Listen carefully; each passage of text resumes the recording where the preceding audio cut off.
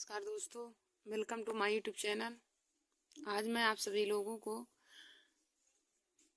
Math में त्रिकोणमिति का formula बताऊंगी। तो देखिए दोस्तों, आज का हमारा यह वीडियो क्लास 10th के बच्चों के लिए और क्लास 12 के बच्चों के लिए और जो स्टूडेंट कंपटीशन की तैयारी कर रहे हैं उनके लिए भी बहुत ही महत्वपूर्ण है, क्योंकि कंपटीशन की परीक्षाओं में मैथ के पेपर में त्रिकोणमिति चैप्टर आता है। तो त्रिकोणमिति चैप्टर में आप लोगों को त्रिकोणमिति का फार्मूला पता रहना बहुत ही ज़रूरी है।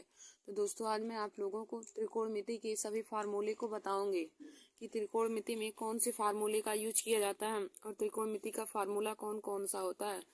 तो देखिए दोस्तों, हमारा होता है, जैसे आप साइन कॉस टेन जानते होंगे, आशा होगा, साइन कॉस टेन।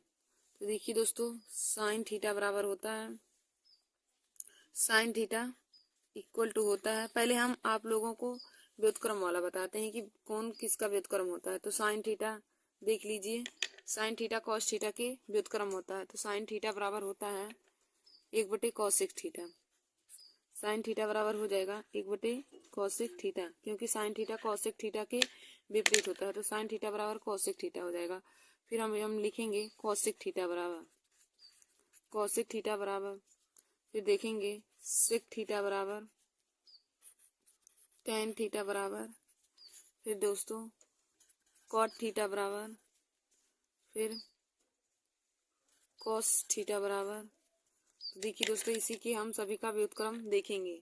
तो देखिए साइन थीटा बराबर होता है 1/cos कॉसेक थीटा, और कॉसेक थीटा बराबर हो जाएगा 1/1 साइन थीटा।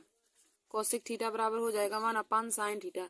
देखिए, जैसे साइन थीटा कॉसेक थीटा के विपरीत है, वैसे ही कॉसेक थीटा भी 1/sin साइन थीटा के व्युत्क्रम हो जाएगा। तो हम लिख देंगे कॉसेक थीटा बराबर 1/sin साइन थीटा, और सेक थीटा विपरीत होता है 1/cos कॉसेक थीटा के, 1/cos कॉसेक थीटा के, और tan theta 1/cot cot theta के व्युत्क्रम होता है।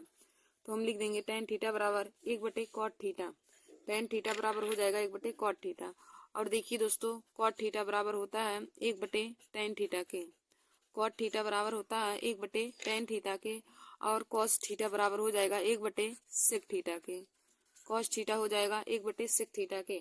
तो देखिए दोस्तों, पहले हमने आप लोगों को बताया कि व्युत्क्रम वाला हम बताएंगे। तो साइन थीटा 1/cosec थीटा के व्युत्क्रम होता है, यानी कि साइन थीटा कॉसेक थीटा के व्युत्क्रम के बराबर होता है। तो साइन थीटा बराबर हो जाएगा 1/cosec थीटा, साइन थीटा बराबर हो जाएगा 1/cosec थीटा। और हमने आप लोग को बताया, जब साइन थीटा 1/cosec थीटा के विपरीत होगा और तो cosec थीटा भी साइन थीटा के विपरीत होगा। तो cosec थीटा बराबर हो जाएगा 1/sin थीटा। और फिर देखिए दोस्तों, आगे सेक थीटा हमारा विपरीत होता है 1/cos थीटा के, तो आप लिखेंगे सेक थीटा बराबर 1/cos थीटा। फिर आप लोग लिखेंगे tan थीटा बराबर 1/cot थीटा के।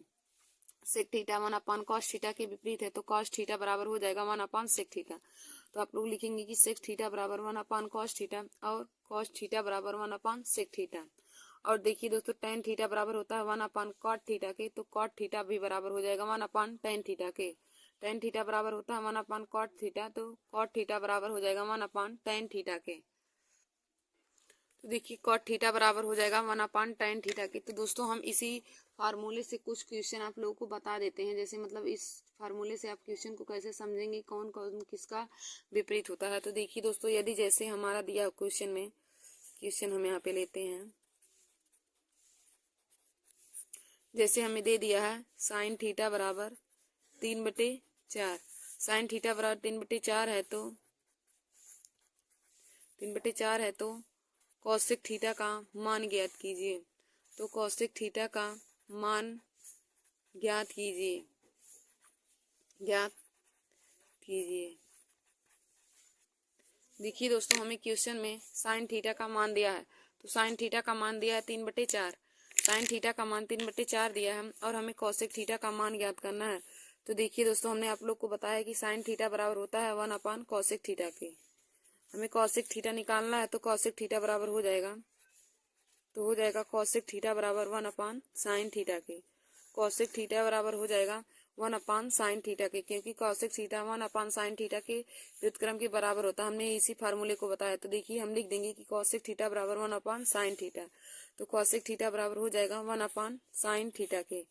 तो देखिए दोस्तों, जब हम इसको और आगे हल करेंगे तो यहाँ से हो जाएगा हमारा आगे हो जाएगा कॉसेक थीटा बराबर 1/। अब साइन थीटा का हम मान रखेंगे तो साइन थीटा का मान 3/4 हो जाएगा। 3/4 हो जाएगा। अब देखिए दोस्तों 4 का ऊपर गुणा होगा और 3 यहीं पे रहेगा तो हो जाएगा कॉसेक थीटा बराबर, तो कॉसेक थीटा बराबर हो जाएगा 4/3। तो कॉसेक थीटा बराबर 4/3 यही इस क्वेश्चन का राइट आंसर हो जाएगा। तो यही हम आंसर बराबर लिख देंगे कॉसेक थीटा बराबर 4/3। तो यही हमारा इस क्वेश्चन का राइट आंसर आ गया। यही हमारा आंसर आ जाएगा कॉसेक थीटा बराबर में 4/3। कॉसेक थीटा बराबर में 4/3 यही हमारा इस क्वेश्चन का राइट आंसर हो जाएगा। तो दोस्तों हमारा आगे हो जाएगा। अब देखिए हमने आप लोगों को बताया कि साइन थीटा बराबर, हमारा क्वेश्चन क्या था कि साइन थीटा बराबर 3/4 है तो कॉसेक थीटा का मान ज्ञात कीजिए। हमने आप लोगों को बताया कि कॉसेक थीटा 1/sin थीटा के बराबर होता है। तो हम यहाँ पे लिखेंगे कि कॉसेक थीटा बराबर 1/sin थीटा।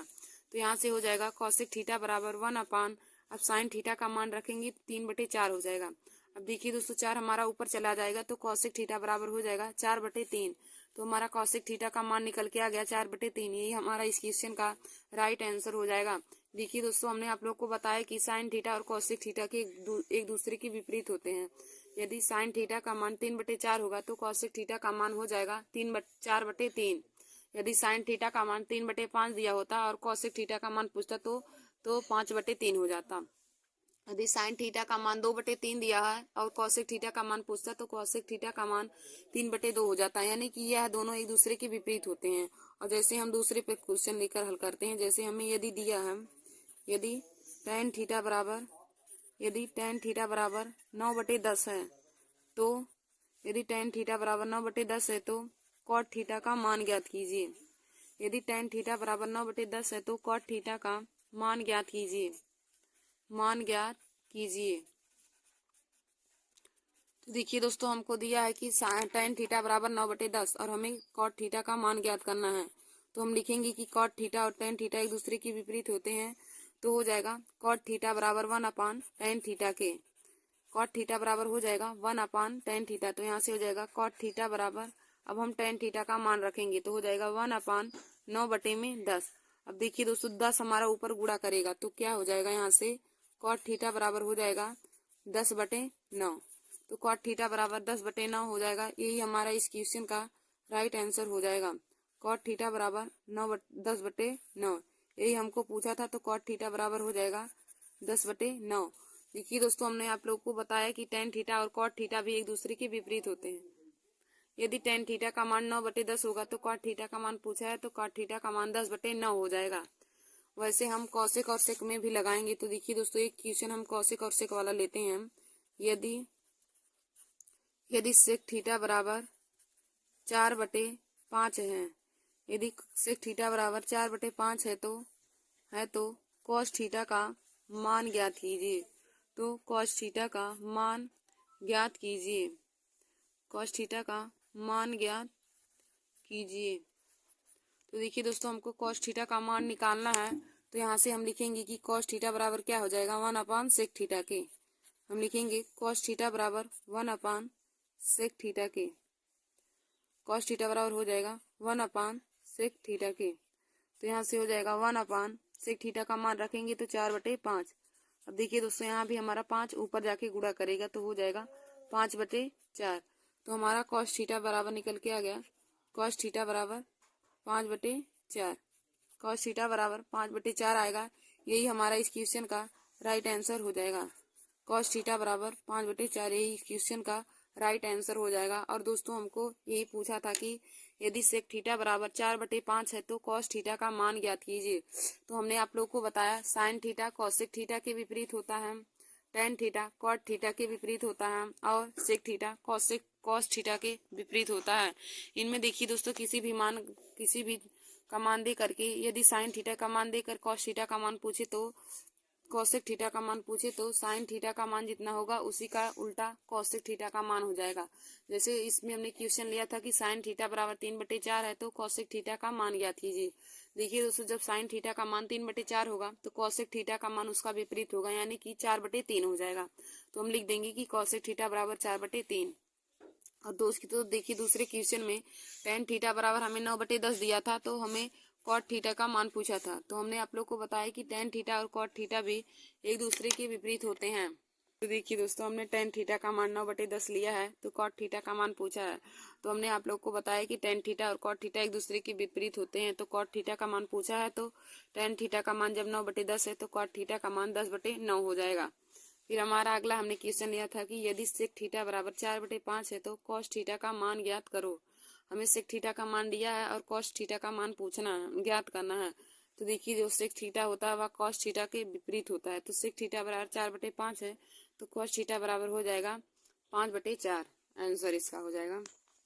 दोस्तों, अब हम आगे और फार्मूले को बताते हैं और उससे संबंधित भी क्वेश्चन आप लोग को सॉल्व कराएंगे। तो देखिए दोस्तों, आप लोग इस फार्मूले को अपने कॉपी में नोट कर लीजिएगा।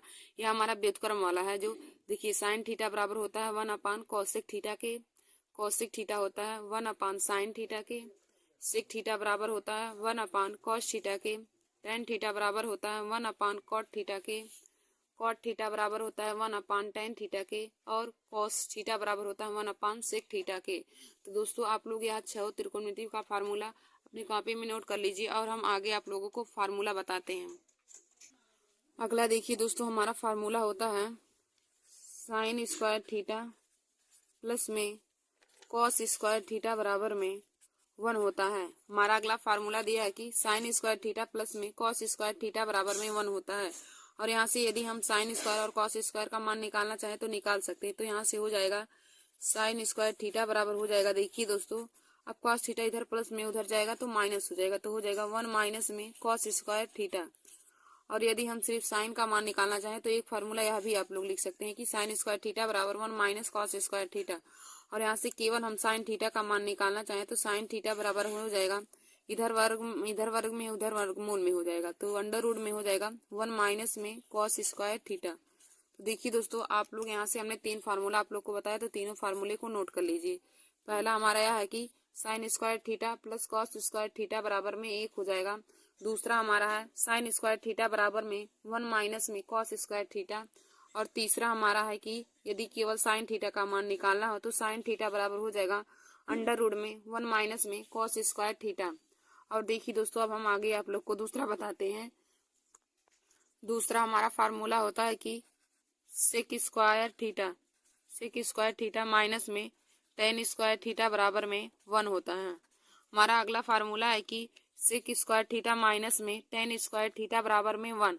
अब देखिए दोस्तों, यहाँ से हम सेक और टेन का मान निकालते हैं, तो यहाँ से हम जब सेक स्क्वायर थीटा का मान निकालेंगे तो सेक स्क्वायर थीटा बराबर में हो जाएगा, देखिए दोस्तों, इधर टेन स्क्वायर थीटा जो हमारा है माइनस में है, उधर जाने के बाद प्लस हो जाएगा, तो हो जाएगा सेक स्क्वायर थीटा बराबर में 1 plus tan square theta. Sec square theta बराबर में हो जाएगा 1 प्लस में टेन स्क्वायर थीटा। तो हमारा एक फार्मूला यह भी हो जाएगा। और दोस्तों, यदि हम टेन स्क्वायर थीटा का मान निकालना चाहें तो टेन स्क्वायर थीटा बराबर क्या हो जाएगा, टेन स्क्वायर थीटा का मान निकालना चाहे तो इसी का हमें मान निकालना है, तो एक को हम इधर पक्षांतर कर देंगे, तो टेन स्क्वायर थीटा बराबर हो जाएगा सेक स्क्वायर थीटा माइनस में 1 हो जाएगा। देखिए, यहाँ से हम टेन स्क्वायर थीटा का मान निकालना चाहे तो टेन स्क्वायर थीटा बराबर हो जाएगा सेक स्क्वायर थीटा माइनस में 1 हो जाएगा। और केवल टेन थीटा का मान निकालना चाहेंगे तो टेन थीटा बराबर हो जाएगा, देखिए इधर टेन स्क्वायर में है और उधर जाएगा तो अंडर रूट में हो जाएगा, तो टेन थीटा बराबर हो जाएगा अंडर रूट में सेक स्क्वायर थीटा माइनस में 1 हो जाएगा टेन थीटा बराबर under root sec square theta minus में 1। तो देखिए दोस्तों, यहाँ पर हमने आप लोगों को 4 फार्मूला बताया कि सेक स्क्वायर थीटा माइनस में टेन स्क्वायर थीटा बराबर 1 हो जाएगा। तो पहला फार्मूला ये है। और दूसरा हमारा, अगर हम सेक स्क्वायर थीटा का मान निकालना चाहें तो सेक स्क्वायर थीटा बराबर हो जाएगा 1 प्लस में टेन स्क्वायर थीटा। देखिए, इधर टेन स्क्वायर थीटा हमारा माइनस में उधर प्लस हो जाएगा, तो सेक स्क्वायर थीटा बराबर हो जाएगा 1 प्लस टेन स्क्वायर थीटा। और तीसरा, यदि हम टेन स्क्वायर थीटा का मान निकालना चाहें तो फार्मूला हो जाएगा टेन स्क्वायर थीटा बराबर सेक स्क्वायर थीटा माइनस में 1 हो जाएगा। और यदि टेन का केवल मान निकालना चाहे तो टेन थीटा बराबर हो जाएगा अंडर रूट में सेक स्क्वायर थीटा माइनस में 1। तो दोस्तों, आप चारों फार्मूले को अपने कॉपी में नोट कर लीजिएगा। फिर आगे हम आप लोगों को फार्मूला बताते हैं। तो अगला देखिए दोस्तों, हमारा क्या होता है, कॉसेक स्क्वायर थीटा माइनस में कॉट स्क्वायर थीटा बराबर में 1 होता है। कॉसेक स्क्वायर थीटा माइनस में कॉट स्क्वायर थीटा बराबर में 1 होता है। देखिए दोस्तों, अगला हमारा फार्मूला है कि कॉसेक स्क्वायर थीटा माइनस में कॉट स्क्वायर थीटा बराबर में 1 होता है। कॉसेक स्क्वायर थीटा और कॉट माइनस में कॉट स्क्वायर थीटा बराबर हमारा 1 के बराबर होता है। अब यहाँ से हम यदि कॉसेक स्क्वायर का मान निकालना चाहें तो हो जाएगा कॉसेक स्क्वायर थीटा बराबर हो जाएगा। देखिए दोस्तों, कॉसेक स्क्वायर थीटा बराबर क्या हो जाएगा, इधर हमारा कॉट स्क्वायर थीटा माइनस में उधर जाने के बाद प्लस हो जाएगा। तो कॉसेक स्क्वायर थीटा बराबर हो जाएगा 1 प्लस में cot square theta. Cosec square theta बराबर हो जाएगा 1 प्लस में कॉट स्क्वायर थीटा। और देखिए दोस्तों, यदि हम केवल कॉसेक थीटा का मान निकालेंगे तो कॉसेक थीटा बराबर हो जाएगा, इधर हमारा वर्ग में उधर कहा जाएगा अंडर रूट में। तो कॉसेक थीटा बराबर हो जाएगा अंडर रूट में 1 प्लस में cot square theta. Cosec theta बराबर हो जाएगा अंडर रूट में 1 प्लस में कॉट स्क्वायर थीटा। और देखिए दोस्तों, यदि हम कॉट स्क्वायर थीटा का मान निकालना चाहें तो हो जाएगा कॉट स्क्वायर थीटा बराबर हमारा क्या हो जाएगा, इधर देखिए 1 प्लस में इधर आएगा तो माइनस में हो जाएगा। तो कॉट स्क्वायर थीटा बराबर हो जाएगा cosec square theta. Cosec square theta minus में 1 हो जाएगा। यदि हम कॉट स्क्वायर थीटा का मान निकालना चाहें तो हो जाएगा कॉट स्क्वायर थीटा बराबर कॉसेक स्क्वायर थीटा माइनस में 1। तो दोस्तों, हमने यहाँ पर भी आप लोगों को 4 फार्मूला बताया, तो चारों फार्मूले को आप नोट कर लीजिए। हमारा फार्मूला क्या होता है कि कॉसेक स्क्वायर थीटा माइनस में कॉट स्क्वायर थीटा बराबर 1 होता है। तो यहाँ से यदि हम कॉसेक स्क्वायर थीटा का मान निकालना चाहें तो कॉसेक स्क्वायर थीटा बराबर हो जाएगा 1 प्लस में कॉट स्क्वायर थीटा। और यदि केवल कॉसेक थीटा का मान निकालना चाहें तो कॉसेक थीटा बराबर हो जाएगा अंडर रूट में 1 प्लस कॉट स्क्वायर थीटा।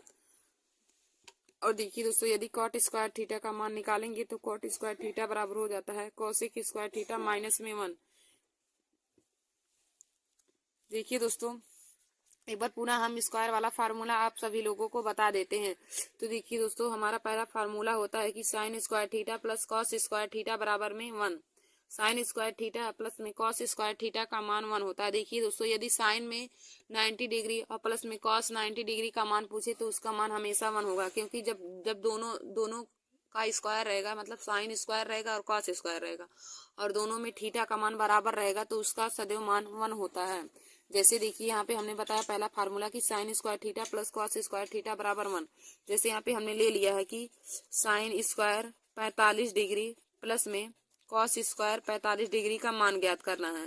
जैसे हमें क्वेश्चन में पूछ लिया कि साइन स्क्वायर 45 डिग्री प्लस में कॉस स्क्वायर 45 डिग्री का मान कितना होगा।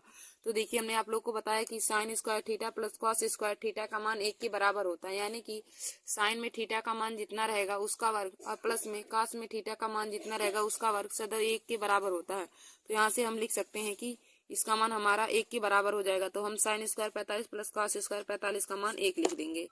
या फिर दोस्तों, हम देखिए यदि निकाल कर हल करना चाहे तब भी होता है, क्योंकि साइन 45 का मान हो जाता है 1 अंडर रूट 1 बटे अंडर रूट 2।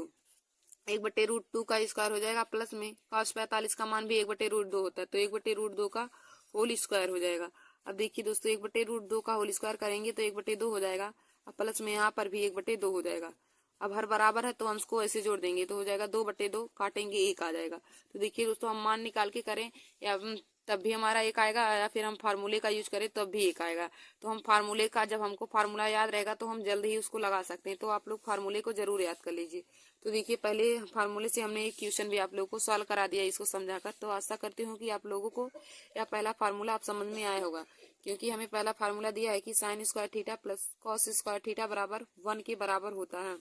और देखिए दोस्तों, हमने यहाँ से साइन स्क्वायर थीटा का मान निकाला, तो साइन स्क्वायर थीटा बराबर हो जाएगा 1 माइनस में कॉस स्क्वायर थीटा।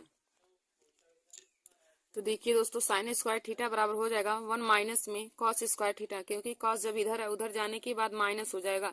तो साइन स्क्वायर थीटा बराबर हो जाएगा 1 माइनस में कॉस स्क्वायर थीटा। तो हम इस पर भी एक सवाल लेकर आप लोग को बताते हैं। जैसे हमें क्वेश्चन दिया है कि यदि यदि यदि साइन थीटा बराबर 4/5 है, यदि साइन थीटा बराबर 4/5 है तो कॉस थीटा का मान ज्ञात कीजिए।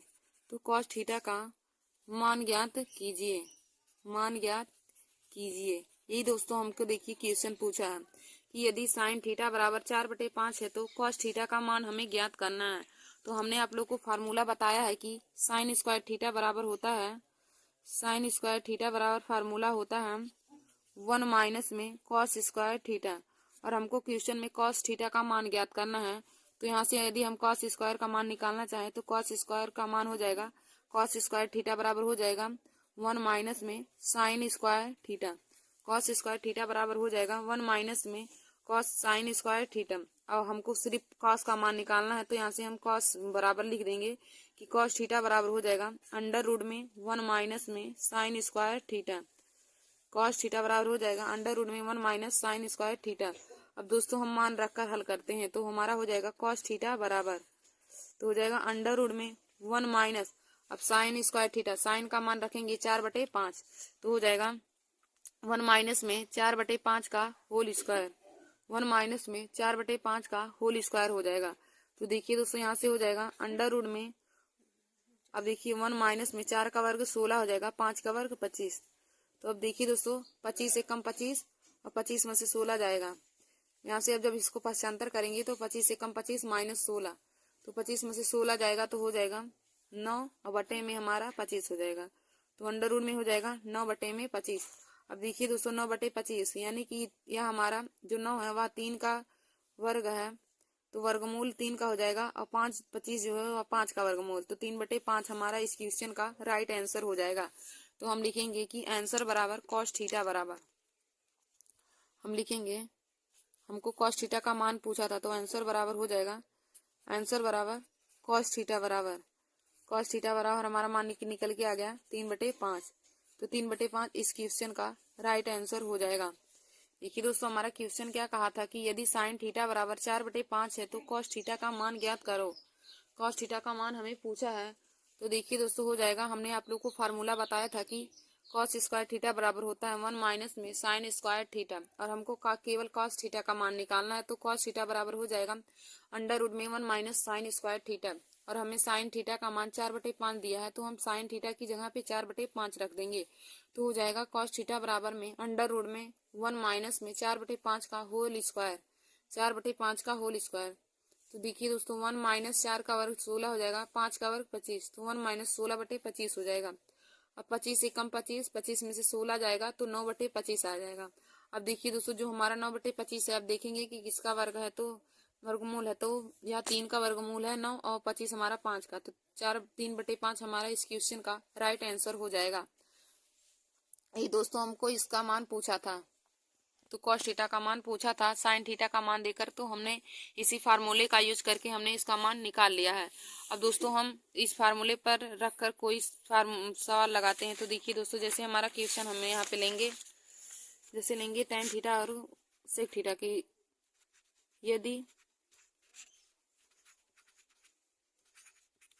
यदि सेक थीटा बराबर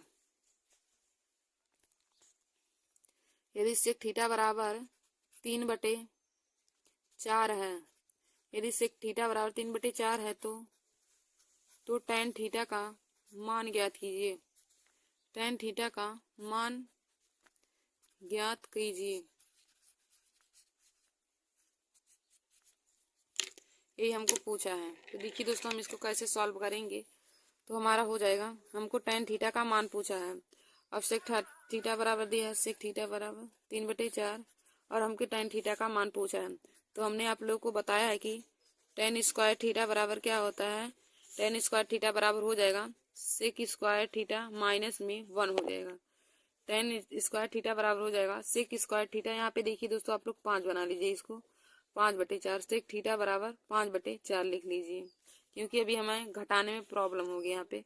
तो tan स्क्वायर थीटा बराबर होता है सेक स्क्वायर थीटा माइनस में 1, और हमें क्वेश्चन में केवल tan थीटा का मान निकालना है, तो हम यहाँ पे लिख देंगे tan थीटा बराबर क्या हो जाएगा। देखिए दोस्तों इधर tan स्क्वायर है, उधर जाएगा तो वर्गमूल हो जाएगा, तो tan थीटा बराबर हो जाएगा अंडर रूट में सेक स्क्वायर थीटा माइनस में 1 हो जाएगा। tan थीटा बराबर हो जाएगा अंडर रूट में सेक स्क्वायर थीटा माइनस में 1 हो जाएगा। अब हम दोस्तों सेक का मान यहाँ पे रख के tan थीटा का मान निकालेंगे, तो tan थीटा बराबर हमारा हो जाएगा अंडर रूट में सेक थीटा का मतलब 5/4 का होल स्क्वायर माइनस में 1 हो जाएगा, 4/5 का होल स्क्वायर माइनस में 1 हो जाएगा। अब देखिए दोस्तों यहाँ से हो जाएगा tan थीटा बराबर, अब हम इन दोनों का वर्ग करेंगे, तो देखिए दोस्तों अब हम 5/4 का वर्ग निकालेंगे, तो 5 का वर्ग हमारा 25 हो जाएगा और 4 का वर्ग 16 हो जाएगा। तो 25/16 माइनस में 1 हो जाएगा। तो यहाँ से अब tan थीटा का मान निकालेंगे। अब देखिए दोस्तों यहाँ से क्या हो जाएगा हमारा, यहाँ 16 यहाँ पे ऊपर गुणा करेगा तो हो जाएगा 25 माइनस में 16/16 हो जाएगा। 25 माइनस में 16/16 हो जाएगा। अब 25 में से 16 घटाएंगे तो 9 हो जाएगा और बटे में 16, तो अंडर रूट में आ गया 9/16। अब देखिए दोस्तों यहाँ हमारा जो 9 है वह 3 का वर्गमूल है, तो 3 और बटे में यहाँ हो जाएगा 4। 3/4 इस क्वेश्चन का राइट आंसर हो जाएगा। हमें tan थीटा का मान पूछा था तो हम लिख देंगे आंसर बराबर tan थीटा बराबर, आंसर बराबर tan थीटा बराबर में हो जाएगा 3/4। हमें tan थीटा का मान पूछा था तो 3/4 हो जाएगा। देखिए दोस्तों हमारा क्वेश्चन क्या था कि यदि sec थीटा बराबर 5/4 है तो tan थीटा का मान ज्ञात कीजिए। तो हमने आप लोग को फार्मूला बताया है कि tan स्क्वायर थीटा बराबर होता है sec स्क्वायर थीटा माइनस में 1। तो हमने आप लोग को फार्मूला बताया है कि tan स्क्वायर थीटा बराबर होता है sec स्क्वायर थीटा माइनस में 1। तो यहाँ से हम जब tan थीटा का, तो यहाँ से हमारा हो जाएगा tan थीटा बराबर हो जाएगा अंडर रूट में sec स्क्वायर थीटा माइनस में 1। tan थीटा बराबर हो जाएगा अंडर रूट में sec स्क्वायर थीटा माइनस में 1। अब देखिए दोस्तों sec थीटा का मान क्वेश्चन में हमें 5/4 दिया है, तो हम sec थीटा की जगह पे 5/4 रखेंगे तो tan थीटा बराबर हो जाएगा 5/4 का होल स्क्वायर माइनस में 1। अब देखिए दोस्तों tan थीटा बराबर हो जाएगा 5 का वर्ग 25 बटे में 16 और माइनस में 1 हो जाएगा। अब हम 16 का 1 में गुणा करेंगे तो हो जाएगा tan थीटा बराबर अंडर रूट में 25 माइनस में 16 बटे में 16 हो जाएगा। अब देखिए दोस्तों 25 में से 16 घटाएंगे तो 9 हो जाएगा और बटे में हमारा 16 हो जाएगा। तो 9/16 अंडर रूट में tan थीटा बराबर आएगा। और यहाँ से हम जब tan का मान निकालेंगे तो tan थीटा बराबर हो जाएगा 3/4, क्योंकि अंडर रूट 9/16 का मान 3/4 होता है। तो दोस्तों इस क्वेश्चन का राइट आंसर tan थीटा बराबर हो जाएगा 3/4। देखिए दोस्तों आज मैंने आप सभी लोगों को त्रिकोणमिति का फार्मूला और उससे संबंधित कुछ क्वेश्चन भी करा लिए हैं। तो दोस्तों आज का हमारा वीडियो हर कंपटीशन की परीक्षाओं के साथ साथ क्लास 10 और क्लास 12 के विद्यार्थियों के लिए बहुत ही महत्वपूर्ण है। देखिए दोस्तों इस प्रकार के क्वेश्चन क्लास 10 के बोर्ड एग्जाम की परीक्षा में पूछे जाते हैं, तो आप लोग हमारे इस वीडियो को जरूर देख लीजिए और अपने दोस्तों में भी शेयर कर लीजिए। देखिए दोस्तों जितना मैंने आप लोगों को आज फार्मूला बताया है वह सभी आप लोग नोट कर लीजिए, क्योंकि यह फार्मूला त्रिकोणमिति के क्वेश्चन में बहुत ही बार पूछे जाते हैं। दोस्तों आप लोग सभी फार्मूले को नोट कर लीजिएगा और सभी क्वेश्चन को भी अपने कॉपी में नोट कर लीजिएगा, क्योंकि इसी प्रकार ही बोर्ड एग्जाम की परीक्षा में क्वेश्चन पूछे जाते हैं। धन्यवाद दोस्तों, आशा करती हूँ कि आप लोगों को आज का हमारा यह वीडियो समझ में आया होगा। नमस्कार दोस्तों, welcome to my YouTube channel. आज मैं आप सभी लोगों को मैथ में मेंसुरेशन में आगे की टॉपिक को बताऊंगी। देखिए दोस्तों हमने एक टॉपिक और भी बनाया था मेंसुरेशन का, उसमें हमने आप लोगों को त्रिभुज की डिफिनीशन और त्रिभुज के प्रकार के बारे में और चतुर्भुज के प्रकार के बारे में बताया था, जो हमारे 2D आकृति में आते हैं। और आज हम आप लोगों को बताएंगे मेंसुरेशन में 3D आकृति के बारे में। तो देखिए दोस्तों हमारे 3D आकृति में कौन कौन से आकृति आते हैं। तो हमारा नंबर 1 है घन यानी कि क्यूब। नंबर दूसरा हमारा है घनाभ यानी कि क्यूबिड। नंबर 3 है बेलन यानी कि सिलेंडर। नंबर 4 है गोला यानी कि स्फीयर। और दोस्तों गोला के बाद अर्धगोला होता है यानी हेमी स्फीयर। फिर हमारा होता है शंकु यानी कि कोन। और हमारा फिर आगे हो जाएगा छिन्नक भी हमारा 3D आकृति में आता है। तो देखिए दोस्तों हम 3D आकृति में घनाभ, बेलन, गोला, अर्धगोला, शंकु और छिन्नक के बारे में पढ़ेंगे। इन सभी के बारे में हम आप लोग को बताएंगे और इन सभी से संबंधित फार्मूला भी बताएंगे, जिससे मेंसुरेशन में सवाल लगाने में कोई दिक्कत ना हो। देखिए दोस्तों हम पहले आप लोग हेडिंग डालेंगे घनाभ यानी कि क्यूबिड। घनाभ के बारे में हम घनाभ का डिफिनीशन बताएंगे और उससे संबंधित आप लोगों को फार्मूला भी बताएंगे। तो आप लोग हेडिंग डालिए घनाभ यानी कि क्यूबिड। तो इसमें लिखेंगे 6 आयताकार फलकों से घिरी हुई आकृति को घनाभ कहते हैं। घनाभ का परिभाषा क्या होता है कि 6 आयताकार फलकों से घिरी हुई आकृति को घनाभ कहते हैं। देखिए दोस्तों घनाभ का डिफिनीशन क्या हो जाएगा कि 6 आयताकार फलकों से घिरी हुई आकृति को घनाभ कहते हैं। तो घनाभ क्या हो जाएगा, देखिए दोस्तों घनाभ का हमारा फिगर यही हो जाएगा 6 आयताकार फलकों से घिरी हुई आकृति को हम घनाभ कहते हैं।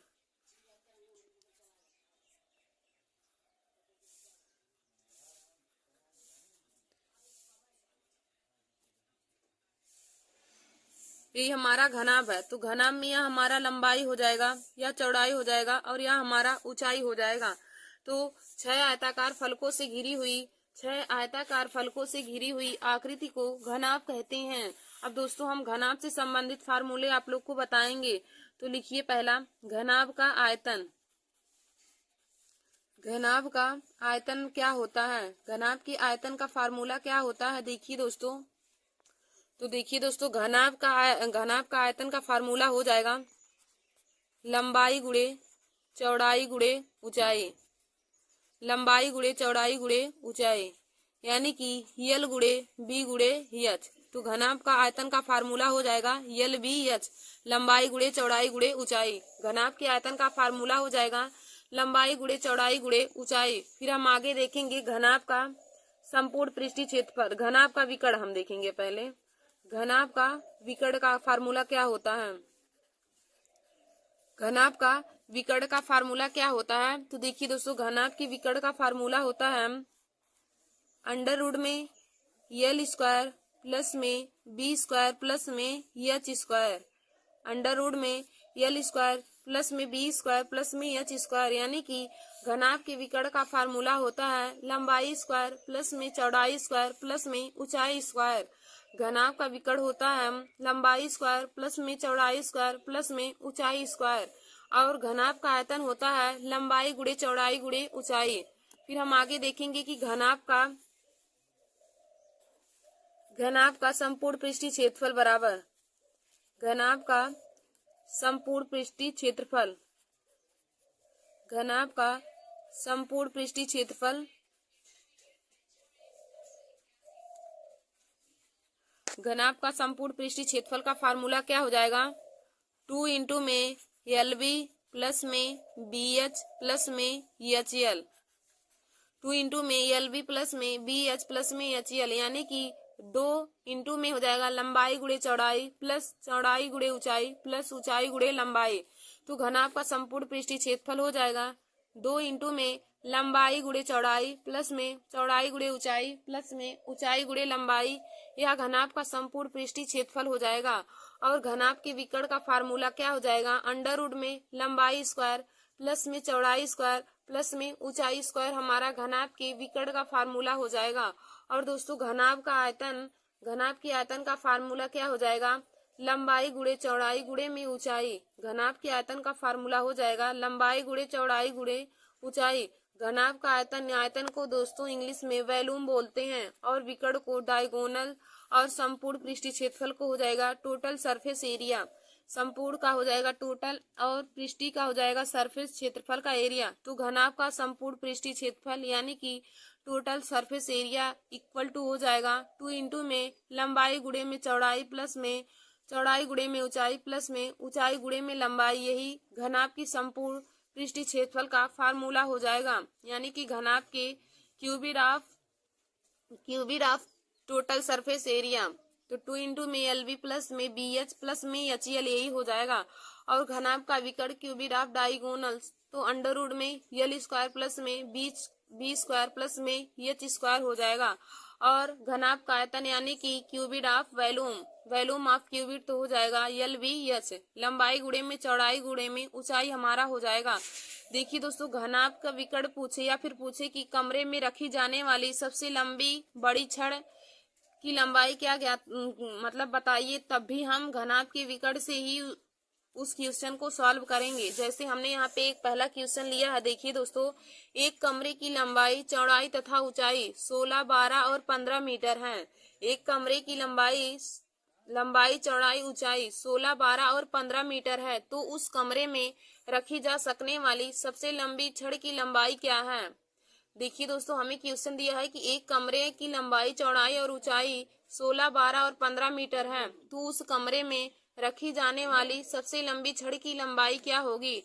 तो हमने आप लोगों को बताया कि जब भी हमें कमरे में रखी जाने वाली सबसे लंबी छड़ की लंबाई पूछे, तो हमें हमेशा ही हम घन की विकर्ण का फार्मूला का यूज करेंगे। तो हो जाएगा यल बराबर हमारा हो जाएगा उसकी लंबाई बराबर में अंडर रूट में यल स्क्वायर प्लस में बी स्क्वायर प्लस में एच स्क्वायर हो जाएगा।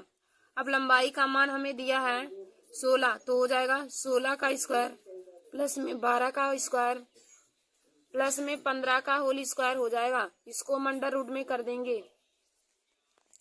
फिर देखिए दोस्तों, जब हम 16 का वर्ग करेंगे तो 16 का वर्ग 256 हो जाएगा, प्लस में 12 का वर्ग 144 प्लस में 15 का वर्ग 225 हो जाएगा।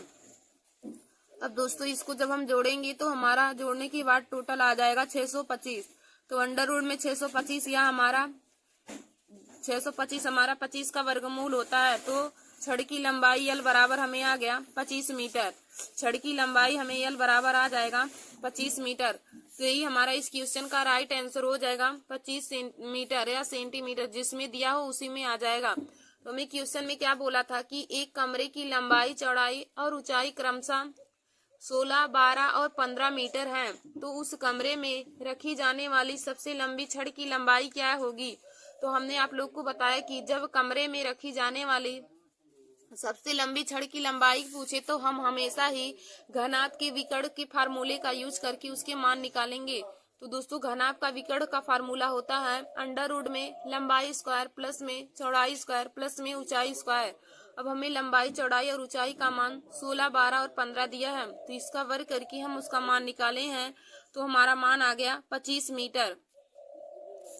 तो दोस्तों आशा करती हूँ कि आप लोगों को घनाभ के बारे में संपूर्ण जानकारी पता चल गई होगी। और देखिए दोस्तों, एक फार्मूला होता है, यदि घनाभ के पांचों दीवारों का क्षेत्रफल पूछे तो इसका फार्मूला हो जाएगा 2 इंटू में यल बी यल प्लस बी गुणे में एच प्लस में यल बी हो जाएगा। 2 इंटू में लंबाई प्लस चौड़ाई गुणे में ऊंचाई और प्लस में लंबाई गुणे चौड़ाई, यही घनाभ के पांचों दीवारों का क्षेत्रफल हो जाएगा। घनाभ के पांचों दीवारों का क्षेत्रफल का फार्मूला यह हो जाएगा। और घनाभ के विकर्ण का फार्मूला अंडर रूट में लंबाई स्क्वायर प्लस में चौड़ाई स्क्वायर प्लस में ऊंचाई स्क्वायर हो जाएगा। फिर देखिए दोस्तों, आगे हम आप लोग को बताएंगे घन के बारे में। घन यानी कि क्यूब। आगे हमारा है घन यानी कि क्यूब। तो देखिए दोस्तों, इसका डिफिनीशन क्या हो जाएगा, 6 समान और वर्गाकार आकृति 6 समान और वर्गाकार घिरी हुई आकृति को 6 समान और वर्गाकार फलकों से घिरी हुई 6 समान और वर्गाकार फलकों से घिरी हुई आकृति को हम घन कहते हैं। 6 समान और वर्गाकार फलकों से घिरी हुई आकृति को हम घन यानी कि क्यूब कहते हैं। देखिए दोस्तों, घनाभ हमारा जो होता है वह आयताकार फलकों से घिरा होता है और जो घन होता है वह वर्गाकार फलकों से घिरा होता है। तो घन का हमारा यह हमारा इसका फिगर हो जाएगा। देखिए दोस्तों, घन और घनाभ में यदि अंतर पूछे तो आप लोग यही बताएंगे कि घनाभ जो होता है वह 6 समान आयताकार फलकों से घिरा होता है और जो हमारा घन होता है वह 6 वर्गाकार फलकों से घिरा होता है। घनाभ जो होता है वह आयताकार फलकों से मिलकर बना होता है और हमारा जो घन होता है वह 6 समान वर्गाकार फलकों से घिरा होता है। तो देखिए दोस्तों, हम अब आप लोगों को घन के बारे में बताएंगे। तो घन के आयतन का फार्मूला क्या होता है। घन का आयतन का फार्मूला, देखिए दोस्तों, घन में सभी भुजाएं हमारी बराबर होती हैं, तो घन के आयतन का फार्मूला हो जाएगा भुजा क्यूब। यानी कि जो हमारी लंबाई, चौड़ाई, ऊंचाई दी होगी, जो उसमें भुजा दिया होगा उसी का हम क्यूब कर देंगे तो हमें घन का आयतन निकल के आ जाएगा। तो घन के आयतन का फार्मूला होता है भुजा क्यूब। फिर हम आगे देखेंगे घन का विकर्ण। घन के विकर्ण का फार्मूला क्या हो जाएगा, भुजा अंडर रूट 3। भुजा अंडर रूट 3 यही घन का विकर्ण हो जाएगा। तो घन के विकर्ण का फार्मूला हो जाएगा भुजा अंडर रूट में 3। फिर हम आगे देखेंगे घन का संपूर्ण पृष्ठीय क्षेत्रफल। संपूर्ण पृष्ठीय क्षेत्रफल संपूर्ण पृष्ठीय क्षेत्रफल हमारा क्या होता है, घन का संपूर्ण पृष्ठीय क्षेत्रफल होता है 6a स्क्वायर, यानी कि 6 गुणे में भुजा स्क्वायर। तो घनाभ में देखिए दोस्तों, घन और घनाभ में हमारी 6 भुजा होती हैं, तो घन का संपूर्ण पृष्ठीय क्षेत्रफल का फार्मूला हो जाएगा 6a स्क्वायर। ए का मतलब यहाँ पे ए हमारी भुजा है, तो 6 गुणे में भुजा स्क्वायर हमारा घन के संपूर्ण पृष्ठीय क्षेत्रफल का फार्मूला हो जाएगा। और देखिए दोस्तों, यदि घन की तीनों दीवारों का क्षेत्रफल पूछे तो वहां पे 3a² हो जाएगा। यदि दो दीवारों का क्षेत्रफल पूछे तो 2a² हो जाएगा। और यदि चारों दीवारों का क्षेत्रफल पूछे तो 4a² हो जाएगा। यानी कि जितने दीवार पूछेंगी उतने में हम भुजा का स्क्वायर करके गुणा कर देंगे। तो दोस्तों, हमने आप लोग को बताया कि घन क्या होता है। तो 6 समान और वर्गाकार फलकों से घिरी हुई आकृति को हम घन कहते हैं। 6 समान और वर्गाकार फलकों से घिरी हुई आकृति को घन कहते हैं। तो देखिए दोस्तों, घन के आयतन का फार्मूला हो जाएगा भुजा क्यूब। ए क्यूब यानी कि भुजा का क्यूब घन के आयतन का फार्मूला हो जाएगा। घन का विकर्ण का फार्मूला होता है भुजा √3। और घन की चारों दीवारों का क्षेत्रफल का फार्मूला हो जाएगा 4a²। घन की चारों दीवारों का क्षेत्रफल हो जाएगा 4a²। और घन के पांचों दीवारों का क्षेत्रफल, घन के देखिए दोस्तों, जब भी पूछे घन की पांचों दीवारों का क्षेत्रफल या फिर उसको बोले कि खुली संदूक का क्षेत्रफल, तब आप लगाएंगे 5a² होता है। खुली संदूक का क्षेत्रफल पूछे या पांचों दीवारों का क्षेत्रफल तो आप लिखेंगे 5a²। और दोस्तों, घन की सतह का विकर्ण का फार्मूला होता है √2a। √2a घन की सतह के विकर्ण का क्षेत्रफल हो जाएगा। फिर देखिए दोस्तों, आगे हम आप लोगों को बताएंगे सिलेंडर यानी कि बेलन के बारे में। आगे आप लोगों को हम बताएंगे बेलन के बारे में। तो दोस्तों, बेलन को हम इंग्लिश में सिलेंडर बोलते हैं। तो देखिए दोस्तों, जब भी क्वेश्चन में आप लोगों को तार, कुआं, पाइप, रोड लोरर की लंबाई या उसका आयतन या उसका टोटल संपूर्ण पृष्ठीय क्षेत्रफल पूछे तो आप लोग बेलन के ही फार्मूले का यूज करेंगे। वहां पे बेलन का ही फार्मूला लगाएंगे। तो देखिए दोस्तों, बेलन यानी कि सिलेंडर, तो बेलन का हमारा आयतन क्या हो जाएगा। देखिए, हमने जैसे यहाँ पे फिगर बनाया है, तो फिगर हमने बनाया है यहाँ से यहाँ तक, यह बेलन की त्रिज्या हो जाएगी, यह बेलन की ऊंचाई हो जाएगी। तो देखिए दोस्तों, बेलन का कर्व सरफेस एरिया यानी कि बेलन का पृष्ठीय क्षेत्रफल। तो बेलन के पृष्ठीय क्षेत्रफल का फार्मूला क्या होता है। जैसे देखिए दोस्तों, यही हमारा बेलन है। यहाँ से यहाँ तक यह त्रिज्या हो जाएगी, यह बेलन की हमारी ऊंचाई हो जाएगी, या त्रिज्या या बेलन की ऊंचाई। तो देखिए दोस्तों, आप लोग लिखेंगे बेलन का आयतन। बेलन के आयतन का फार्मूला क्या हो जाएगा। बेलन का आयतन का फार्मूला हो जाएगा हमारा πr²h। बेलन का आयतन का फार्मूला हो जाएगा πr²h। फिर देखिए दोस्तों, बेलन का वक्र पृष्ठीय क्षेत्रफल। बेलन का वक्र पृष्ठीय क्षेत्रफल। बेलन का वक्र पृष्ठीय क्षेत्रफल का फार्मूला क्या हो जाएगा 2πr(h)। बेलन का वक्र पृष्ठीय क्षेत्रफल का फार्मूला हो जाएगा 2πr(h)। और फिर हम आगे देखेंगे बेलन का संपूर्ण पृष्ठीय क्षेत्रफल। बेलन का संपूर्ण पृष्ठीय क्षेत्रफल। तो देखिए दोस्तों, बेलन का संपूर्ण पृष्ठीय क्षेत्रफल का फार्मूला क्या हो जाएगा 2πr ब्रैकेट में h प्लस में r हो जाएगा। बेलन के संपूर्ण पृष्ठीय क्षेत्रफल का फार्मूला हो जाएगा 2πr ब्रैकेट में h प्लस r। और बेलन के आयतन का फार्मूला हो जाएगा πr²h। और बेलन के वक्र पृष्ठीय क्षेत्रफल का फार्मूला हो जाएगा 2πr(h)। देखिए दोस्तों, बेलन के वक्र पृष्ठीय क्षेत्रफल का फार्मूला हो जाएगा 2πr(h)। बेलन के आयतन का फार्मूला हो जाएगा πr²h। और बेलन की संपूर्ण पृष्ठीय क्षेत्रफल का फार्मूला हो जाएगा 2πr ब्रैकेट में h प्लस में r। और दोस्तों, बेलन के आधार का क्षेत्रफल पूछे। बेलन के आधार का क्षेत्रफल। बेलन के आधार का क्षेत्रफल। देखिए दोस्तों, यह जो हमारा बेलन का आधार है, यह एक वृत्ताकार है। बेलन का आधार है तो वृत्ताकार है। तो बेलन के आधार का क्षेत्रफल यानी कि वृत्त का क्षेत्रफल। तो वृत्त का क्षेत्रफल हमारा πr² होता है। तो हमारा हो जाएगा πr²। बेलन के आधार का क्षेत्रफल हो जाएगा πr²। क्योंकि बेलन का जो आधार है वह वृत्ताकार है, तो बेलन के आधार का क्षेत्रफल हो जाएगा πr²। देखिए दोस्तों, पाई का मान होता है 22/7, या फिर हम यदि दशमलव में लिखें तो 3.14 होता है।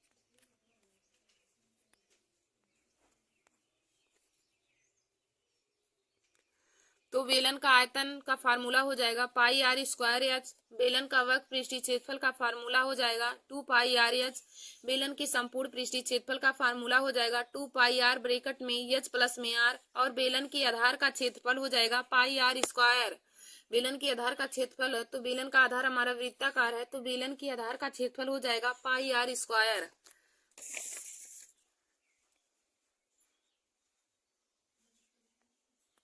फिर देखिए दोस्तों, आगे हम आप लोगों को शंकु के बारे में बताएंगे। शंकु, इसको हम इंग्लिश में कोन बोलते हैं। शंकु को इंग्लिश में कोन बोला जाता है। तो देखिए दोस्तों, यह हमारा शंकु का फिगर है। यहाँ से यहाँ तक यह शंकु की त्रिज्या है और यह शंकु की ऊंचाई है, और जो यह हमारा है यह शंकु की तिर्यक ऊंचाई है। तो आगे हम आप लोगों को शंकु के बारे में बताएंगे। तो हमारा यही जैसे शंकु है, शंकु, इसको हम इंग्लिश में कोन बोलते हैं। तो यही देखिए दोस्तों, शंकु का हमारा फिगर है।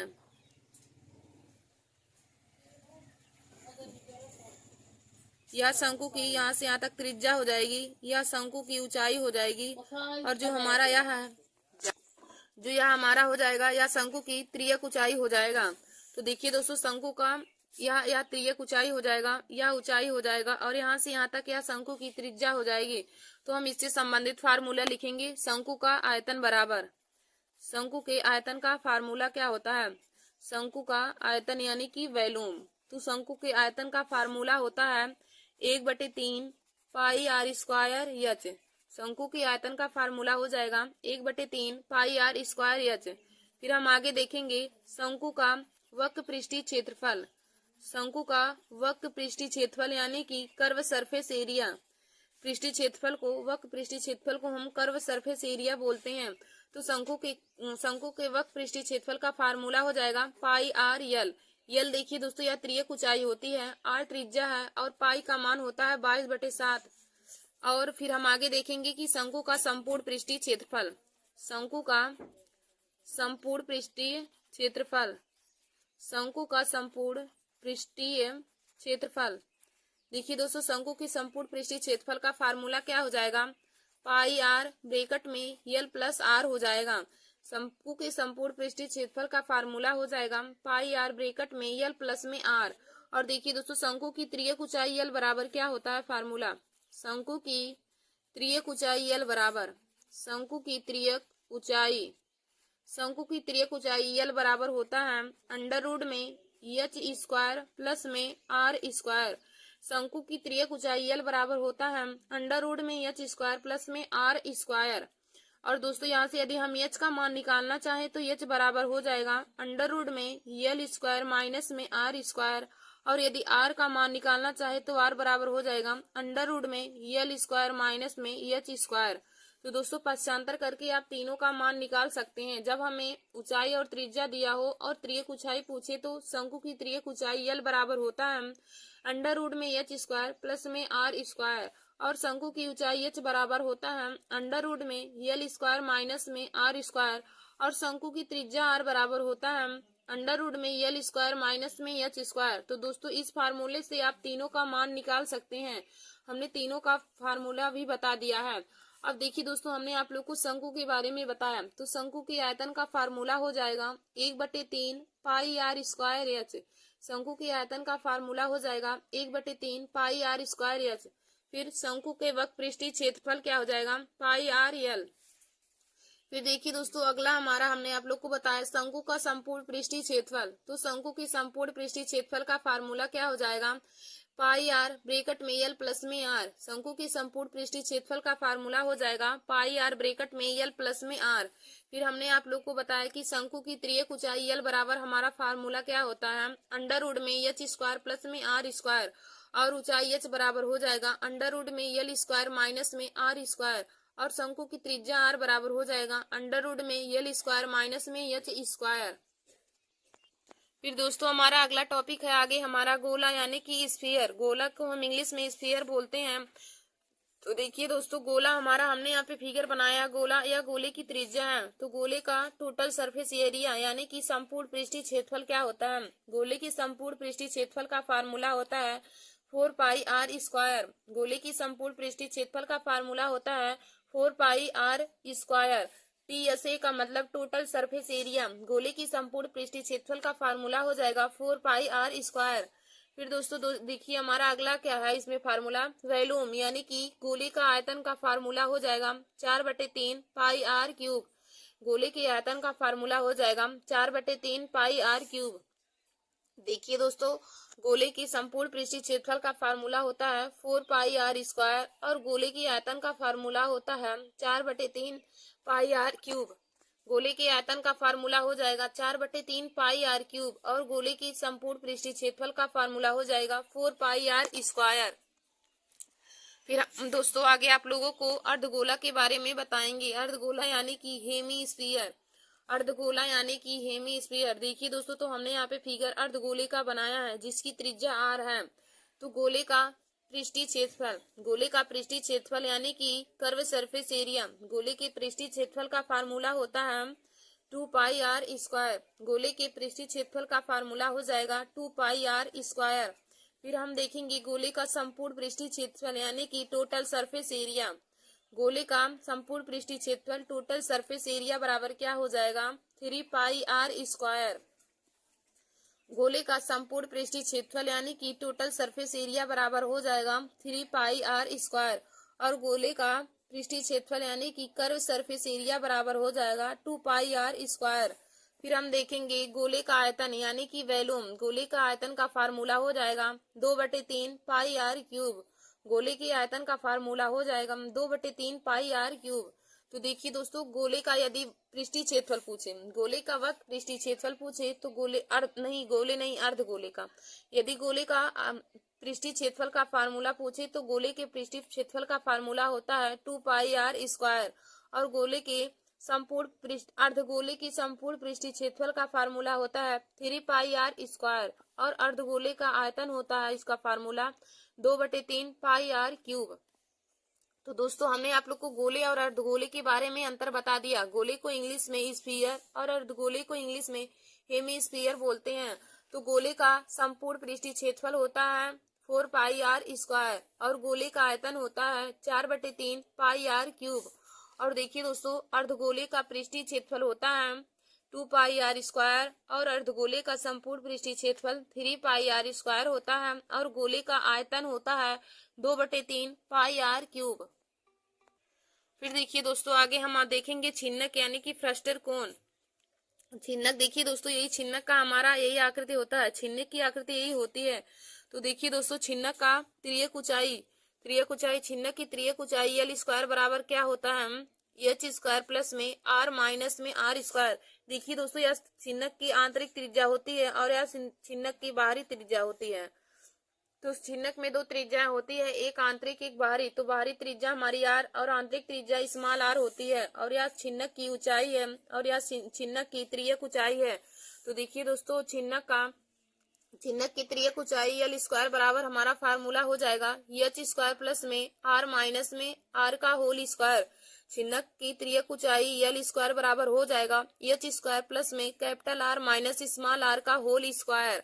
फिर दोस्तों हम आगे देखेंगे छिन्नक के आयतन का फार्मूला। तो छिन्नक का आयतन V बराबर हमारा फार्मूला हो जाएगा 1/3 पाई एच, फिर ब्रैकेट में R square small R square plus में कैपिटल आर स्क्वायर प्लस में आर इंटू में आर हो जाएगा।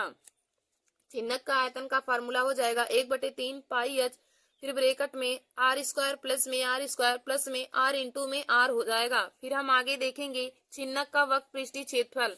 छिन्नक के वक्र पृष्ठीय क्षेत्रफल का फार्मूला क्या हो जाएगा पाई एल ब्रैकेट में आर प्लस में आर हो जाएगा और छिन्नक के संपूर्ण पृष्ठीय क्षेत्रफल का फार्मूला क्या हो जाएगा पाई एल ब्रैकेट में आर प्लस में आर, फिर प्लस में पाई आर स्क्वायर, फिर प्लस में पाई आर स्क्वायर।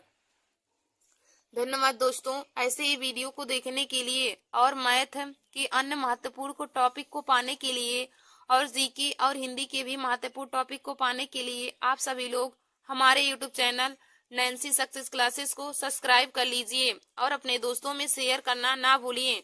देखिए दोस्तों, हमने आप लोगों को फिर आगे हम देखेंगे खोखला गोला। देखिए दोस्तों, खोखला गोला, इसको हम इंग्लिश में हेलो स्फीयर बोलते हैं। तो यही हमने खोखले गोले, यही देखिए दोस्तों, खोखले गोले का यही जो अंदर का है इसी का हमें जो निकालना रहता है खोखला गोला। इसमें क्या हो जाएगा, यही जो हमारा जो हमने यहाँ पे यही ढंगा हुआ भाग लिया है तो यह हमारा खोखला गोला होता है। तो खोखले गोले की आयतन का फार्मूला क्या हो जाएगा 4/3 pi capital R cube minus में 4/3 पाई स्मॉल आर क्यूब। यही हमारे खोखले गोले का आयतन का फार्मूला हो जाएगा। इसको हम ऐसे भी लिख सकते हैं 4/3 पाई ब्रैकेट में आर क्यूब माइनस में आर क्यूब, यानी कि कैपिटल आर का क्यूब माइनस में स्मॉल आर का क्यूब। तो खोखले गोले के आयतन का फार्मूला हो जाएगा 4/3 pi capital R cube minus में स्मॉल आर का क्यूब हो जाएगा। फिर हम आगे देखेंगे कि खोखले गोले के संपूर्ण पृष्ठीय क्षेत्रफल, खोखले गोले का संपूर्ण पृष्ठीय क्षेत्रफल यानी कि टोटल सरफेस। नमस्कार दोस्तों, welcome to my YouTube channel. आज मैं आप सभी लोगों को मैथ में अनुपात एवं समानुपात के बारे में बताऊंगी। तो देखिए दोस्तों, अनुपात के बारे में आज मैं बताऊंगी कि किसी भी संख्या का अनुपात कैसे निकाला जाता है। तो हमारा यहाँ पे पहला क्वेश्चन है कि यदि a अनुपाते b बराबर 2:4 तथा b अनुपाते c बराबर 4:5 है तो a अनुपाते b अनुपाते c का मान ज्ञात कीजिए।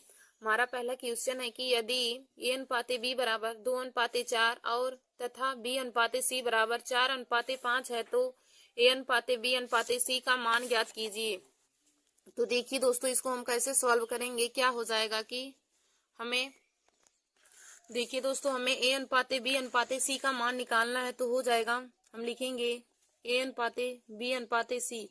देखिए दोस्तों, यहाँ पे दोनों में हमें देखिए a अनुपाते b का मान दिया है 2:4 और b अनुपाते c का मान हमें 4:5 दिया है, यानी कि दोनों में हमें b का मान समान दिया है। देखिए दोस्तों, a अनुपाते b बराबर दिया है 2:4 और b अनुपाते c का मान दिया है 4:5।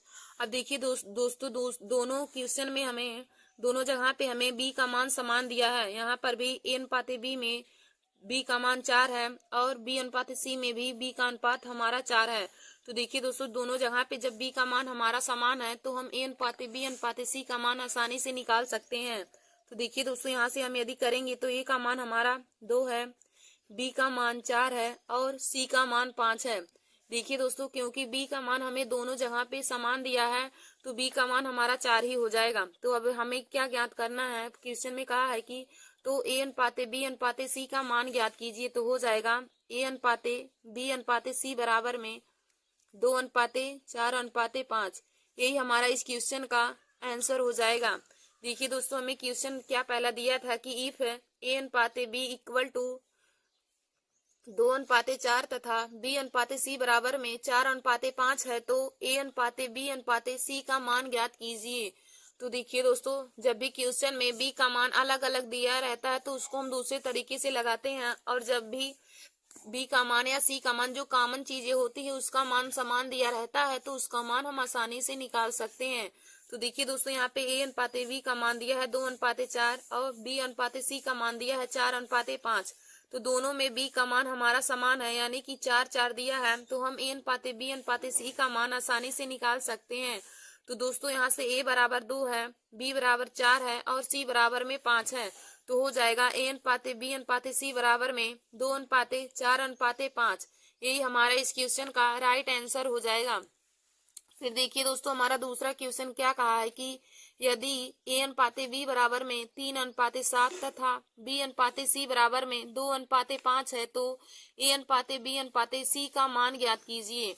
अब देखिए दोस्तों, यहाँ पे a अनुपाते b बराबर दिया है 3:7 और b अनुपाते c का मान हमारा दिया है 2:5। तो हमें a b और c का अनुपात ज्ञात करना है। अब देखिए दोस्तों, इस क्वेश्चन में हमें b का मान दोनों जगह पे अलग अलग दिया है। यहाँ पे b का मान 7 है और यहाँ पे b का मान 2 है। तो हम इसको कैसे सॉल्व करेंगे, आइए हम आप लोगों को एक ट्रिकी मेथड बताते हैं। तो लिखेंगे a b c। अब देखिए दोस्तों, a b c में कौन सा अनुपात है, तो a b c में 3:7 का अनुपात है।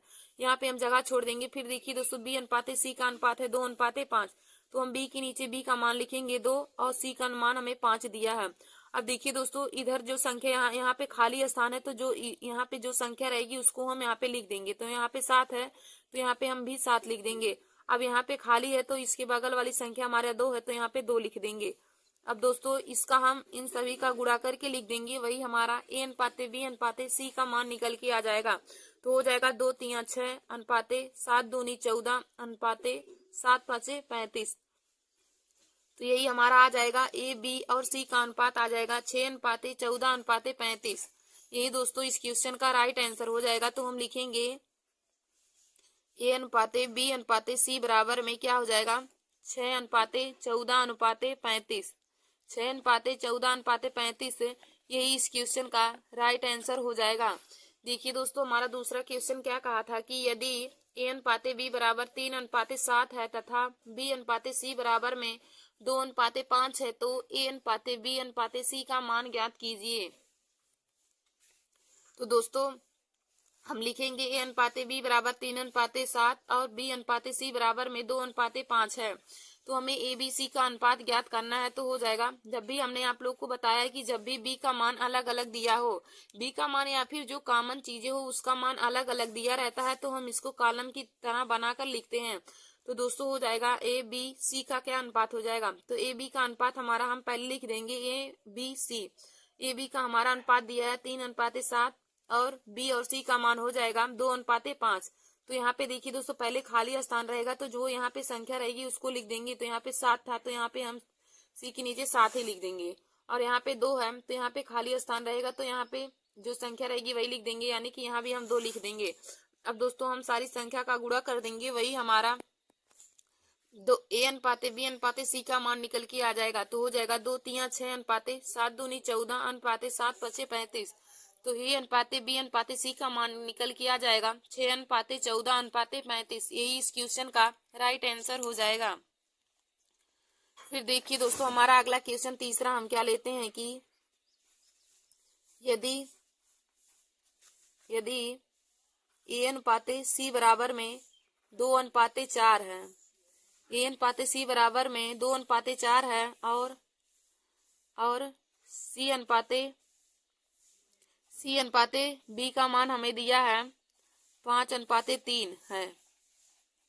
तो A/B/C का मान हमें ज्ञात करना है। तो A/B/C का मान ज्ञात कीजिए।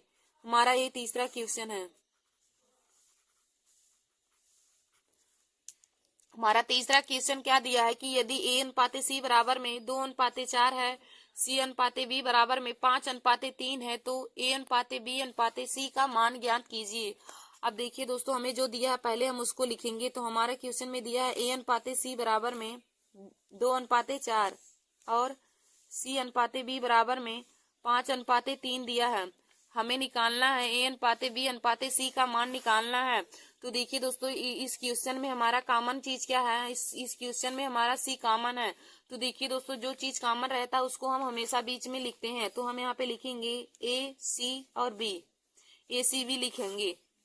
यहाँ पे B बीच में नहीं लिखेंगे क्योंकि हमें यहाँ पे कॉमन चीज दोनों में जो कॉमन है, तो यहाँ पे C कॉमन है, इसलिए हम C को बीच में लिखेंगे। तो देखिए दोस्तों, A/C में कौन सा अनुपात है, तो A/C में अनुपात है 2:4। और दोस्तों फिर देखिए C/B का मान दिया है 5:3। तो यहाँ पे खाली स्थान अभी रहेगा, 5:3 का मान हो जाएगा यहाँ पे 5:3 C/B का मान है। अब देखिए दोस्तों, यहाँ पे हमारा खाली है तो यहाँ पे 4 है तो यहाँ 4 यहाँ पे हम लिख देंगे, और यहाँ पे भी खाली है तो यहाँ पे 5 है तो यहाँ पे हम 5 लिख देंगे। अब फिर दोस्तों ऐसे हम फिर लिख के इसका आपस में गुणा कर देंगे, वही A/B/C का मान निकल के आ जाएगा। तो देखिए दोस्तों, 2 का 5 में गुणा करेंगे तो 2 पंचे 10 हो जाएगा, अनुपाते 4 पंचे 20 हो जाएगा, और फिर हम इसका गुणा करेंगे तो 4 तिया 12 हो जाएगा। फिर देखिए दोस्तों, इस संख्या को हम काट सकते हैं, तो काटेंगे तो हो जाएगा 2 पंचे 10, 2 दहम 20 और 2 छक 12। तो यह हमारा A/C/B का मान अभी निकल के आया है। A/C/B का मान निकल के आया है 5:10:6। और हमें क्वेश्चन में पूछा है A/B/C का मान पूछा है। तो दोस्तों जब हम इसको सही लिखेंगे कि A/B/C बराबर, तो B का मान 6 है और C का मान 10 है, A का मान 5 है, तो हो जाएगा 5:6:10। 5:6:10 यही इस क्वेश्चन का राइट आंसर हो जाएगा। हमें A/B/C का मान पूछा था, तो दोस्तों A/B/C का मान निकल के आ जाएगा 5:6:10। तो देखिए दोस्तों, आशा करती हूँ कि आप लोगों को तीसरा क्वेश्चन भी समझ में आया होगा। फिर देखिए दोस्तों, हमारा अगला चौथा क्वेश्चन क्या हम लेते हैं। यहाँ पे चौथा क्वेश्चन लेते हैं कि if A/2 equal to B/3 equal to C/5 है। यदि A/2 बराबर में B/C बराबर में ए बटे 2 बराबर में बी बटे 3 बराबर में सी बटे 5 है तो ए अनुपाते बी अनुपाते सी का मान ज्ञात कीजिए। ए अनुपाते बी अनुपाते सी का मान ज्ञात कीजिए। देखिए दोस्तों, हमने चौथा क्वेश्चन क्या लिया है कि यदि हमारा चौथा क्वेश्चन है कि यदि ए बटे 2 बराबर में बी बटे 3 बराबर में सी बटे 5 है, यदि ए बटे 2 बराबर में बी बटे 3 बराबर में सी बटे 5 है तो ए अनुपाते बी अनुपाते सी का मान ज्ञात कीजिए। तो देखिए दोस्तों, यह क्वेश्चन बहुत ही सरल है। इसको हम कैसे सॉल्व करेंगे, जब भी हमारा बटे में संख्या करके दिया हो। हमारा क्वेश्चन है कि ए बटे 2 बराबर में बी बटे 3 बराबर में सी बटे 5 है तो हमें ए अनुपाते बी अनुपाते सी का मान ज्ञात करना है। तो इसको हम कैसे करेंगे, तो देखिए दोस्तों, जब भी हमारा ऐसे बटे में संख्या दिया होता है तो जिसके बटे जो संख्या होती है वही उसका मान होता है। यानी कि हम जब यहाँ से निकालेंगे ए अनुपाते बी अनुपाते सी का मान हमारा क्या हो जाएगा। यहाँ पे देखिए दोस्तों, ए के बटे में 2 है तो यह ए का मान है, बी के बटे में 3 है तो यह बी का मान है, सी के बटे 5 है तो यह सी का मान है। तो ए अनुपाते बी अनुपाते सी क्या हो जाएगा, 2 अनुपाते 3 अनुपाते 5। ए अनुपाते बी अनुपाते सी का मान हो जाएगा 2 अनुपाते 3 अनुपाते 5। यही इस क्वेश्चन का राइट आंसर हो जाएगा। ए अनुपाते बी अनुपाते सी का मान हो जाएगा 2 अनुपाते 3 अनुपाते 5। देखिए दोस्तों, हमारा क्वेश्चन में क्या कहा था कि यदि ए बटे 2 बराबर में बी बटे 3 बराबर में सी बटे 5 है तो ए अनुपाते बी अनुपाते सी का मान ज्ञात कीजिए। तो हमने आप लोगों को बताया कि जब भी बटे में संख्या दी होती है और ऊपर कोई संख्या ना हो तो जिसके बटे जो संख्या होती है वह उस संख्या का मान होता है। यानी कि ए के बटे यहाँ पे 2 है तो वह ए का मान हो जाएगा, यहाँ पे बी के बटे 3 है तो वह बी का मान हो जाएगा, और यहाँ पे सी के बटे में 5 है तो यह सी का मान हो जाएगा। तो ए अनुपाते बी अनुपाते सी का मान हो जाएगा 2 अनुपाते 3 अनुपाते 5। आशा करती हूँ दोस्तों आप लोगों को चौथा क्वेश्चन भी समझ में आया होगा। और हम चौथे क्वेश्चन से संबंधित एक क्वेश्चन आप लोगों को देते हैं, आप लोग इसे सॉल्व करके इसका आंसर कमेंट बॉक्स में जरूर लिखिएगा। यदि इफ ए बटे 7 बराबर में बी बटे 8 बराबर में सी बटे 4 है तो ए अनुपाते बी अनुपाते सी का मान ज्ञात कीजिए। सी का मान ज्ञात कीजिए, मान ज्ञात कीजिए। देखिए दोस्तों, हमने क्वेश्चन क्या पांचवा दिया आप लोगों को कि यदि ए बटे 7 बराबर में बी बटे 8 बराबर में सी बटे 4 है तो ए अनुपाते बी अनुपाते सी का मान ज्ञात कीजिए। तो दोस्तों आप लोग इसका आंसर कमेंट बॉक्स में जरूर लिखिएगा, इसका आंसर कमेंट में आप लोग बताइएगा। धन्यवाद दोस्तों, ऐसे हमारे वीडियो को देखने के लिए और मैथ के महत्वपूर्ण टॉपिक को पाने के लिए आप सभी लोग हमारे YouTube channel Nancy success classes को सब्सक्राइब कर लीजिए और अपने दोस्तों में शेयर करना ना भूलिए।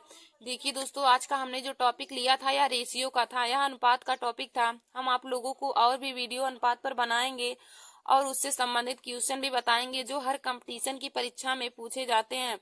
देखिए दोस्तों, ग्रुप डी का पेपर होने वाला है तो उसमें भी रेशियो यानी कि अनुपात से संबंधित क्वेश्चन पूछे जाते हैं।